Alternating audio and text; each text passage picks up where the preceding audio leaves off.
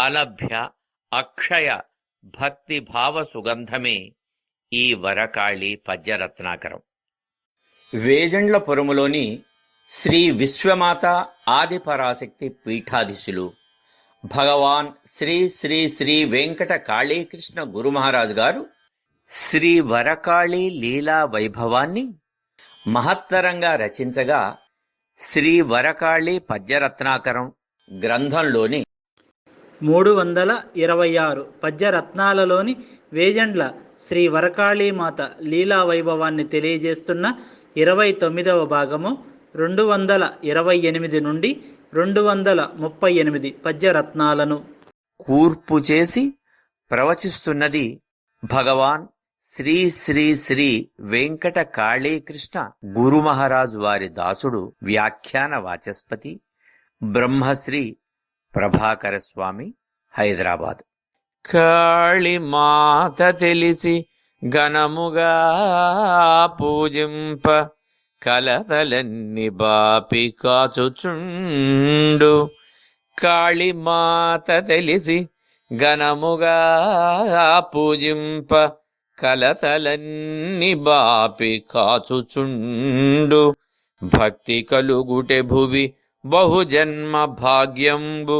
భక్తి కలుగుటే భువి బహుజన్మ భాగ్యంబు. కాళికాంబ తనయ కనుము కృష్ణ. శ్రీ కాళీమాత మహిమను తెలుసుకొని చక్కగా పూజిస్తే కలతలన్నీ పోగొట్టి కాపాడుతూ ఉంటుంది. అమ్మపై భక్తి కలగటమే అనేక జన్మల భాగ్యం. మోక్షాన్ని సాధించే సామాగ్రిలో భక్తియే శ్రేష్టమైంది. భక్తి సూత్రాల్లో చెప్పిన ప్రకారం మోక్ష సాధనకు భక్తిని మించిన సాధనం కానీ సులభమైన ఉపాయం కానీ మరొకటి లేదట. భక్తి అంటే పరమ ప్రేమ, పరమమైన ప్రేమ, పరమేశ్వరి పైన ప్రేమ, పరాశక్తి పైన ప్రేమ. ప్రేమ వల్ల ఆ తల్లి సాంగత్యంలోనే కాలం గడపాలి అనే తపన ప్రారంభమవుతుంది. ఆ తపనే తల్లి కరుణకు పాత్రత కలిగిస్తుంది. ఆ ప్రేమను ఇతర విషయాలపై పెడితే కలతలొస్తాయి, కన్నీళ్లు మిగులుతాయి. కానీ శ్రీ కాళీమాత వైభవాన్ని తెలుసుకొని భక్తిని ఆ తల్లి యందు లగ్నం చేసిన వాళ్ళకి కష్టాలు తొలగిపోయి శుభాలు కలుగుతాయి. ఎన్ని జన్మలలో చేసుకున్న భాగ్యమో ఈ జన్మలో తల్లిని పూజించటానికి అర్హత కలుగుతుంది.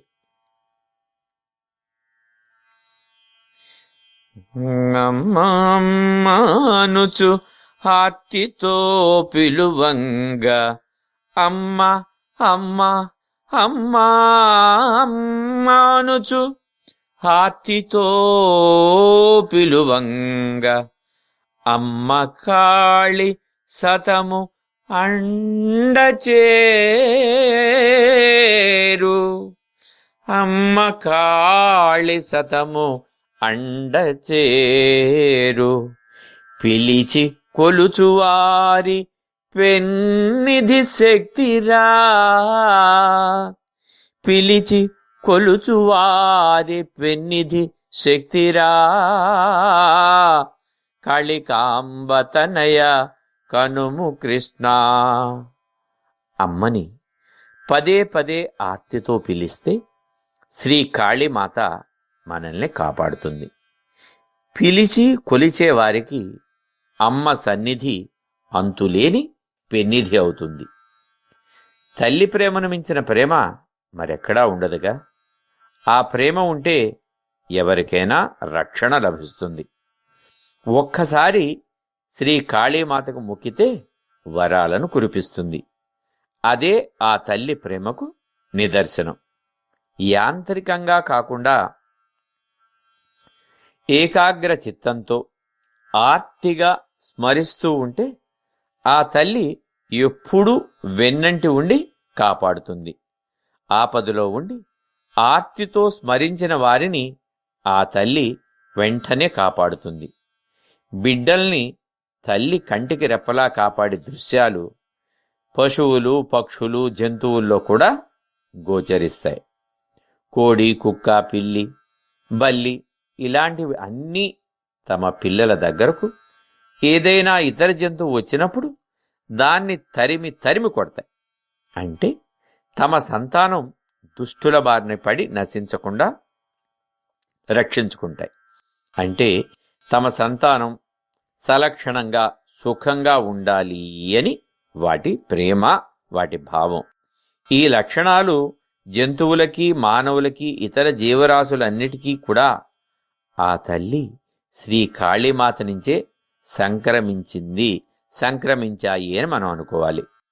ప్రతి జీవికి ఆ తెలివి, శక్తిని శ్రీ కాళీమాత ఇచ్చిందనటానికి ఇదే నిదర్శనం అంటారు పై పద్యంలో భగవాన్ శ్రీ శ్రీ శ్రీ వెంకట కాళీకృష్ణ గురు మహారాజు వారు. అధిక సుఖము గలుగు అమ్మ నామము విన్న, అమ్మ పేరు పలుకాగును శుభము. అధిక సుఖము కలుగు అమ్మ నామము విన్న, అమ్మ పేరు పలుక అగును శుభము. అమ్మ అర్చనమ్మె అత్యంత ఫలమిచ్చు, అమ్మ అర్చనమ్మె అత్యంత ఫలమిచ్చు. కాళికాంబతనయ కనుము కృష్ణ. అమ్మ నామాన్ని వింటే అధికమైన సుఖం కలుగుతుంది. అమ్మ నామాన్ని పలికితే శుభం కలుగుతుంది. అమ్మ అర్చన వల్ల గొప్పదైన ఫలం ఏమిటంటే ముక్తి లభిస్తుంది. శ్రీ కాళీమాత నామాన్ని వినటం ప్రథమ పురుష. ఆ తల్లి ఎదుట నిలిచి పేర్లు పలకటం, నామాన్ని ఉచ్చరించటం మధ్యమ పురుష. తన్మయత్వంతో అర్చించటం, తల్లీనం కావటం ఉత్తమ పురుష అని చెప్పుకోవచ్చు. కానీ మొట్టమొదటిసారే లీనమైపోయి తన్మయత్వంలో పూజించటం అందరికీ సాధ్యం కాదు. గురు మార్గంగా తెలుసుకుని తన్మయ స్థితి రావటానికి ఎంతో కాలం పడుతుంది. ఇది సఫలం చేసుకోవటానికి ఆ తల్లి శక్తిని, పట్టుదలని ప్రసాదిస్తుంది. మనం ఎటు తిరిగినా, ఏమి చేసినా తల్లి నామాన్ని స్మరించటం మానకూడదు. అప్పుడు మనకి తెలియకుండానే శ్రీ కాళీమాత నామస్మరణ జరుగుతూ ఉంటుంది. దీనినే తైలధారా రీతి అని చెబుతారు. అంటే మనం ఒక గిన్నెలోంచి కానీ, గ్లాసులోంచి కానీ ఇంకొక గ్లాసులోకి కింద నీళ్లు పోస్తూ ఉంటే ఆ నీళ్లకి మధ్యలో కొంచెం ఖాళీ స్థలం ఏర్పడుతుంది, అంటే గ్యాప్ ఏర్పడుతుంది. అదే నూనెని కానీ, నెయ్యి కానీ, ఇలాంటి తైల పదార్థాల్ని ఒక గిన్నెలోంచి మరో గిన్నెలోకో, ఒక పాత్ర నుంచి ఇంకొక పాత్రలోకో ఉంచేటప్పుడు వాటికి మధ్య ఎక్కడా గ్యాప్ అనేది రాదు, ఖాళీ అనేది ఉండదు. అంటే దీనిని తైలధారా వృత్తి అంటే. మన స్మరణ కూడా అనుక్షణం ఉదయం లేచింది మొదలు రాత్రి పడుకునే వరకు ఏ పని చేస్తున్నా అనన్యాశ్చింతయంతోమం ఏ జన పర్యుపాసతే చెప్పినటువంటి శ్లోకార్థం ఇక్కడ మనం సమన్వయపరుచుకోవచ్చు. కనుక అనుక్షణం ఆ తల్లి నామాన్ని స్మరించడం మానకుండా ఉండాలి. అప్పుడు మనకు తెలియకుండానే అంతర్గతంగా అజప అంటే అప్రయత్న రూపంలో అంతర్గతంగా ఆ జపం జరుగుతూ ఉంటుంది. అదే తన్మయ స్థితి. నామస్మరణ అర్చనలతో వచ్చే అత్యంతిక ఫలం అదే. కనుక ఆ తల్లి నామస్మరణతో పాటు అర్చనలు, పూజలు చేయటం వల్ల సంతసించి సత్ఫలితాన్ని త్వరగా ప్రసాదిస్తుంది అంటారు పై పద్యంలో భగవాన్ శ్రీ శ్రీ శ్రీ వెంకట కాళీకృష్ణ గురు మహారాజు వారు. భక్తి లేక పెట్టు పరమాన్నమైనను స్వీకరించకుండు విశ్వశక్తి, శ్రద్ధతోడబెట్టు సర్వము గ్రహించు కాళికాంబతనయ కనుము కృష్ణ. భక్తి లేకుండా పరమాన్నం పెట్టిన విశ్వశక్తి స్వీకరించదు. శ్రద్ధతో పెట్టింది ఏదైనా తీసుకుంటుంది. శ్రద్ధతో మనసు పెట్టి చదవందే పాఠ్యాంశమైనా బుర్రకెక్కదు. తలకెక్కని విద్య అవసరానికి ఉపయోగపడదు. అదేవిధంగా భక్తి గొప్పది, కానీ పదార్థం కాదు. పదార్థం ఎంత వడ్డించినా రుచిగా లేకపోతే ఎవ్వరూ కొంచెం కూడా ముట్టుకోరు. మనసు పెట్టి తయారు చేస్తే ఎంతో రుచిగా శుచిగా తయారవుతుంది. దేనిలోనైనా మనసుని కలిపి నివేదన చెయ్యాలి. మనసులో ఏమాత్రం భక్తి లేకుండా అయిష్టంగా ఏదో చేస్తున్నాం అన్నట్లుగా ఆ తల్లికి పరమాన్నాన్నో ప్రసాదాన్నో సమర్పించినా స్వీకరించదు. పరమాన్నం తయారీకి లేదు ప్రసాదం తయారీకి ఎంతో ఖరీదైన ద్రవ్యాలు వస్తువులు వాడినా, సువాసనలు గుప్పించేలా ఇలాచీ లాంటివి వేసినా కావలసిన ప్రామాణికతను సంతరించుకోదు. మనసును మమేకం చేసి సమర్పించింది అణువంతైనా ఆ తల్లి స్వీకరించి కరుణిస్తుంది, లేకపోతే స్వీకరించదు. ఎందుకంటే అవన్నీ ఆమెకు లేనివి కాదుగా. ఆ తల్లి ఇచ్చేవే అన్నీ విశ్వశక్తి నుంచి ఆవిర్భవించినవే. సాధకుడు శ్రద్ధతో సమర్పించిన పత్రం, పుష్పం, ఫలం, తోయం ఏదైనా ఆప్యాయంగా స్వీకరిస్తుంది తల్లి అంటారు పై పద్యంలో భగవాన్ శ్రీ శ్రీ శ్రీ వెంకట కాళీకృష్ణ గురు మహారాజు వారు. అన్ని జన్మలకును ఆత్మబంధువగుచు దేవి కాళి చూడ స్థిరముగాను, అన్ని జన్మలకును ఆత్మబంధువగుచు దేవి కాళి చూడ స్థిరముగాను, కలుషరహితులనిల కాపాడగా వచ్చు కాళికాంబతనయ కనుము కృష్ణ. అన్ని జన్మల్లోనూ స్థిరంగా కాళీమాతను ఆత్మబంధువుగా చూసే పవిత్రులను కాపాడటానికి ఆ తల్లి వస్తుంది. ఇప్పటి వరకు జరిగిన జన్మలలో ఆలుబిడ్డలు, బంధువులు ఎవ్వరూ శాశ్వతం కాదు. ఈ జన్మలోని బంధాలు మరు జన్మలో మారిపోతాయి. అన్ని జన్మల్లోనూ స్థిరమైన ఆత్మబంధువు శ్రీ కాళీమాతయే. తక్కిన వాళ్ళు దేహబంధువులు మాత్రమే. దేహం నిలిచినంత కాలమే ఆ బంధం, సంబంధం, ఆ చుట్టరికం, ఆ బంధువులు ఉంటారు. శాశ్వతమైన పరమాత్మ జ్ఞానమే జీవాత్మకు ఆనందదాయకం. ఇతర బంధాలు, బంధుత్వాల వలన కలుషితులవుతాం. ఆ తల్లిని ఆత్మబంధువుగా నిరంతరం తలిచేవాళ్ళు అన్నింటిలోనూ ఆ తల్లిని చూడటం వల్ల కలుషరహితులవుతారు. వారిని కాపాడటానికి స్వయంగా శ్రీ కాళీమాతయే వస్తుంది.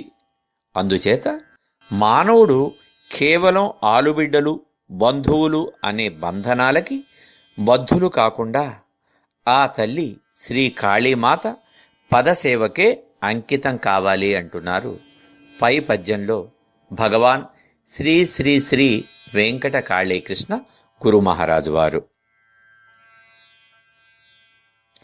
శుభమునిచ్చు తపము శోభను కూర్చు సురలకైన మరి అసురులకైనా, శుభమునిచ్చు తపము శోభను కూర్చు సురలకైన మరి అసురులకైనా, మాత సంతతియగు మహిమీద ప్రాణులు కాళికాంబతనయ కనుము కృష్ణ. తపస్సు శుభాలను ఇస్తుంది, శోభను చేకూరుస్తుంది. దేవతలు, అసురులు, మానవులు ఎవరైనా ఈ లాభాన్ని పొందొచ్చు. ప్రాణులందరూ అమ్మ సంతానమే కదా. తపస్సు శుభాన్ని కలుగజేస్తుంది. శుభం శోభాయమానమై వర్ధిల్లుతుంది. తపోభక్తులకు శ్రీ కాళీమాత స్వస్వరూప జ్ఞానాన్ని పొందిన వారికి శుభాలనే ప్రసాదిస్తూ బ్రహ్మజ్ఞాన శోభను కలిగిస్తుంది.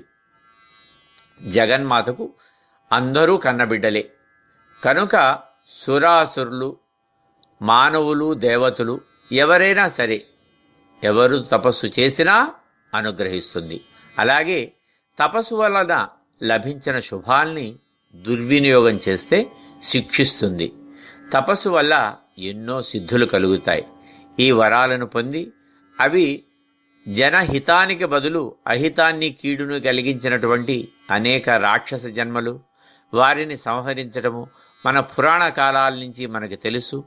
త్రేతా ద్వాపర యుగాల్లో జరిగిన చరిత్రలు, ఆ విషయాల్ని మనం అందరం తెలిసిన వాళ్ళమే, మనందరికీ తెలిసినవే.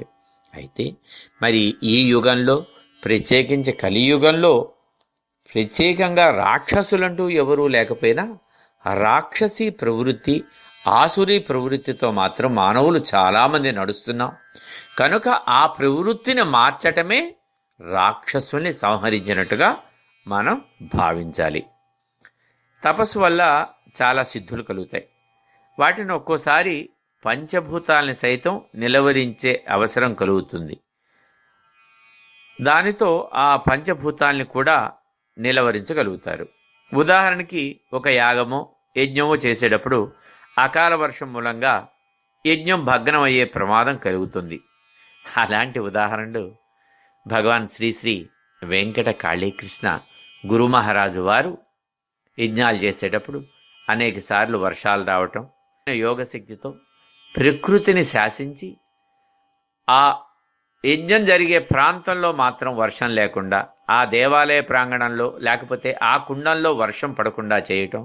ఒకవేళ అక్కడ కూడా వర్షం పడినా ఆ వర్షానికి యజ్ఞకుండం ఆరిపోకుండా నెయ్యి పోస్తే జ్వలించే అగ్నికీలల్లా వెలగటం అనేక మంది భక్తులు కళ్ళారా చూసినవే. అలాంటి సందర్భాల్లో యోగం ద్వారా సిద్ధించిన శక్తితో వానను తాత్కాలికంగా స్తంభింపచేయచ్చు. అంతేగాని తను సంపాదించిన సిద్ధుల్ని అర్హత లేని జనాల ముందు ప్రదర్శన చేయకూడదు. ధనం కోసమో, పేరు కోసమో, కీర్తి కోసమో వాటిని దుర్వినియోగపరచకూడదు. అలా చేస్తే అమ్మ అనుగ్రహించిన సిద్ధులు వ్యర్థమవుతాయి అని భగవాన్ శ్రీ శ్రీ శ్రీ వెంకట కాళీకృష్ణ గురు మహారాజు వారు పై పద్యంలో తెలియచేస్తున్నారు. యోగమభ్యసించు యోగీశ్వరులకిల మాయమర్మములవి మదికి వచ్చు. యోగమభ్యసించు యోగీశ్వరులకిల మాయమర్మములవి మదికి వచ్చు. 6 మెట్లు దాట అమ్మ దర్శనమిచ్చు. 6 మెట్లు దాట అమ్మ దర్శనమిచ్చు. కాళికాంబతనయ కనుము కృష్ణ. యోగాభ్యాసం చేసే యోగీశ్వరులకు మాయ యొక్క మర్మాలు స్ఫురిస్తూ తెలుస్తూ ఉంటాయి. 6 మెట్లు దాటితే ఆ తల్లి దర్శనం లభిస్తుంది. మరి ఈ మెట్లేమిటో ఈ వ్యాఖ్యానంలో విశేషంగా విపులీకరించుకుందాం. ఒక పట్టణానికి చేరుకోవాలంటే ఎన్నో మార్గాలుంటాయి. కొన్ని దగ్గర దారులుంటాయి, కొన్ని మంచివి, మరి కొన్ని పాడైన రహదారులుంటాయి. బయలుదేరే ముందే ఏ దారి ఎంత దూరమో, అది ఎలాంటిదో, ఏ దారిలో ప్రయాణం చేస్తే ప్రారంభిస్తే ప్రయాణాన్ని తేలికగా సుఖంగా గమ్యస్థానానికి చేరుకుంటాము అని మనం గమనించుకుని ఆ విధంగా ప్రయాణాన్ని ప్రారంభం చేస్తాం. అదేవిధంగా భక్తి మార్గంలో కూడా చివరి మెట్టు అయిన శ్రీ కాళీమాత దర్శనం సాధకులకు మహాగమ్యస్థానం. కర్మ, భక్తి, యోగ, జ్ఞాన మార్గాల ద్వారా శ్రీ కాళీమాత దర్శనం సాధ్యమవుతుంది. యోగ మార్గంలో వెళ్ళే యోగీశ్వరులకి యోగాభ్యాస ఫలితంగా మాయ యొక్క రహస్యాలు తెలుస్తాయి. మహామాయా స్వరూపిణిగా ప్రాణులకి ఆ తల్లి పెట్టే పరీక్షల్లో వారు నెగ్గుతూ ఉంటారు. మానవ శరీరంలో ఉండే షట్చక్రాలైన మూలాధార, స్వాధిష్టాన, మణిపూరక, అనాహత, విశుద్ధ, ఆజ్ఞాచక్రాలు, ఈ వీటినే 6 మెట్లు అన్నారు. ఈ చక్రాల్ని దాటి వచ్చి ఈ 6 మెట్లని ఎక్కి వచ్చి పైకి చేరితే సుషుమ్న ద్వారా ఆ ఆదిపరాశక్తి సహస్రారంలో అత్యంత అద్భుతమైన రీతిలో వెలుగొందుతూ సాధకుడైన యోగికి దర్శనమిస్తుంది అంటారు. ఆ యోగ దర్శనంలో 6 మెట్లని అమ్మ కరుణతో అవలీలగా అధిగమించిన భగవాన్ శ్రీ శ్రీ శ్రీ వెంకట కాళీకృష్ణ గురు మహారాజుల వారు పై పద్యంలో ఆదిశాపములవే అణిగిపోవుచునుండు అమ్మ దీక్షతోడందరకును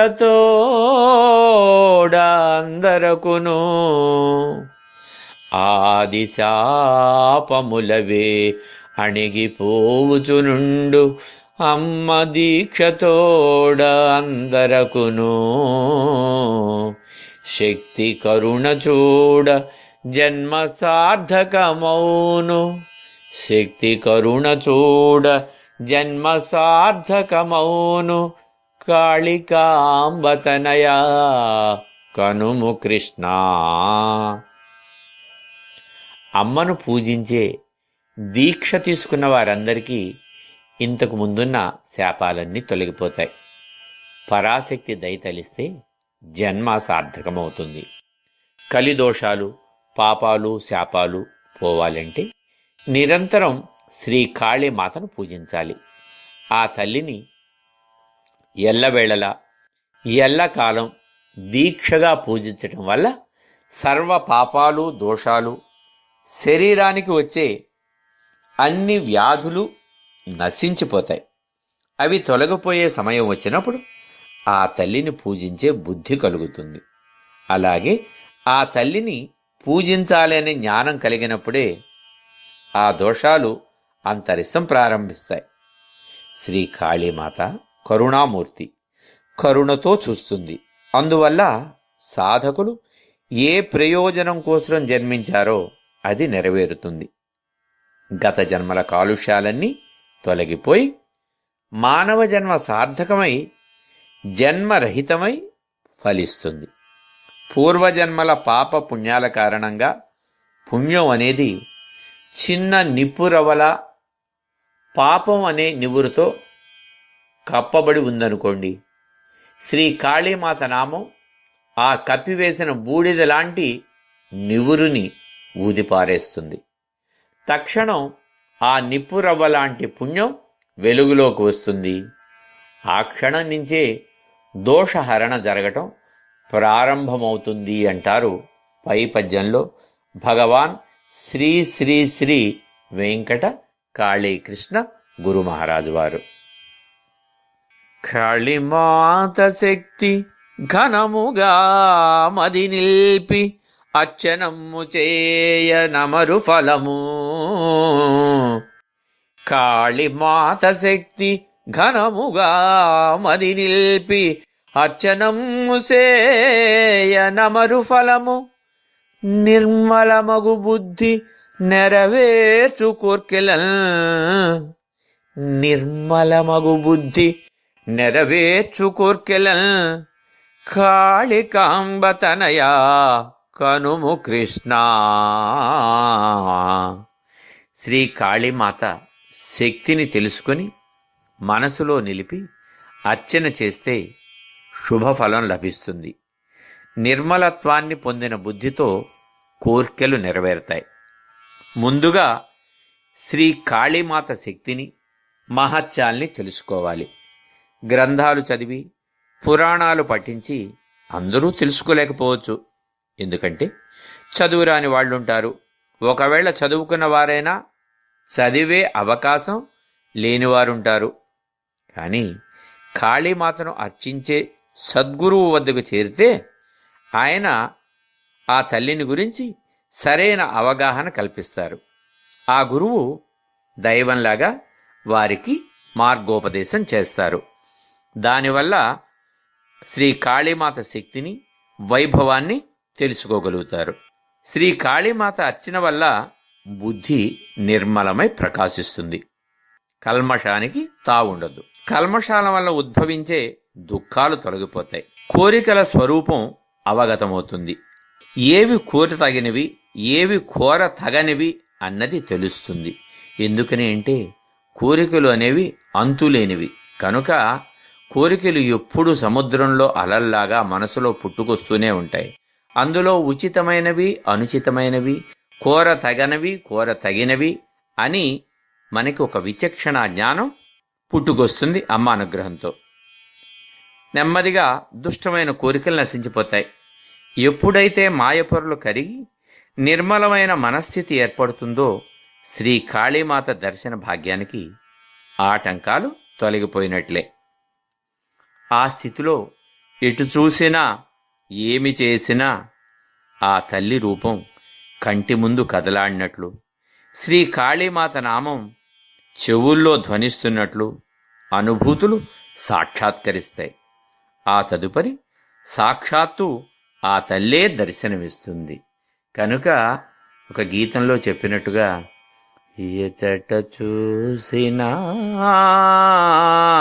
నీవాయే, ఎచటగాంచినా నీ రూపాయే. ఎక్కడ చూస్తే అదే రూపం. ఏ వస్తువులో చూసినా అమ్మ యొక్క రూపమే. ఏ పలుకు వింటున్నా అమ్మ నామంలాగానే భాషిస్తుంది. అంటే త్వమేవాహం త్వమేవాహం, తత్వమసి తత్వమసి అని మహావాక్యాలు చెప్పినట్టుగా నువ్వే నేను, నువ్వే నేను, అది ఏదై ఉందో అది నేను కూడా అదే అయి ఉన్నాను అని ఆ కాళీమాత యొక్క స్వరూప జ్ఞానాన్ని పొంది అమ్మ యొక్క సాక్షాత్కారాన్ని పొందే యోగ్యత కలుగుతుంది అంటున్నారు. అలాంటి యోగ్యతను పొందిన పరమ పురుషులైన శ్రీ శ్రీ వెంకట కాళీకృష్ణ గురు మహారాజు పై పద్యంలో చిద్విలాసినియగు శ్రీ శక్తి కాళికి సాటివచ్చు సురలు జగతి లేరు. చిద్విలాసినియగు శ్రీ శక్తి కాళికి సాటివచ్చు సురలు జగతి లేరు. శక్తి ఆజ్ఞ వల్ల సాగును విశ్వము, శక్తి ఆజ్ఞ వలన సాగును విశ్వము. కాళికాంబతనయా కనుము కృష్ణ. చిద్రూప వైభవంతో విలసిల్లే శ్రీ శక్తి అయిన కాళీమాతకు సాటి వచ్చే దేవతలు లేరు. శక్తి ఆజ్ఞతోనే ఈ విశ్వం అంతా సాగుతుంది. సర్వలోకాలకు శ్రీ కాళీమాత విశ్వ కేంద్ర బిందువులో ఉండి విశ్వాన్నంతా పర్యవేక్షిస్తూ జీవులకు ఆ దేహ కేంద్రస్థానమైన మనసులో సుస్థిరంగా ఉంటుంది. ఆ తల్లి చిద్విలాసం చేస్తుంది. జీవుల చిత్తం ఆమె అధీనంలో ఉంటుంది. పూర్వ కర్మలను అనుసరించి మానవులకి ప్రవర్తనను కలిగిస్తుంది. కర్మల ఫలితం ఎక్కువ ప్రభావవంతంగా ఉంటే చిత్త భ్రమలు కలుగుతాయి. ఇలా జరిగే వాళ్ళు శ్రీ కాళీమాత పూజలు చేయించటం వల్ల ఆ తల్లి శాంతిస్తుంది. భ్రమలు తొలగి ఆ తల్లిపై నమ్మకం, ఆరాధనాభావం పెరుగుతుంది. చిత్తచాంచల్యం నశిస్తుంది. అఖండాకారం బ్రహ్మం యొక్క మూలాధారమైన శక్తియే. అఖండమండలాకారం వ్యాప్తం ఏన చరాచరం తత్పదం దర్శితం ఏనా తస్మై శ్రీ అంటూ మనం చెప్పుకొస్తాం. అఖండ మండలాకారం వ్యాప్తం, అన్ని లోకాల్లోనూ అన్ని అండపిండ బ్రహ్మాండాల్లోనూ నిండి ఉన్నటువంటి తల్లి ఆదిశక్తి. ఆ ఆదిశక్తియే కాళీమాత. అటువంటి కాళీమాతకు సాటి రాగల దేవతలు ఎవరూ లేరు. విశ్వభ్రమణానికి కారణమైన ఆదిపరాశక్తియే శ్రీ కాళీమాత. ఆమె ఆజ్ఞతోనే అంతా నడుస్తోంది అంటూ తెలియచేస్తున్నారు పై పద్యంలో పూజ్య గురువులు శ్రీ శ్రీ శ్రీ వెంకట కాళీకృష్ణులు. అన్ని జీవులకును అమ్మ ప్రేమయొసగు, అన్ని వరములిచ్చు ఆదిశక్తి, సత్యమతులకెప్పుడు సహకరించును కాళి, సత్యమతులకెప్పుడు సహకరించును కాళి. కాళికాంబతనయ కనుము కృష్ణ.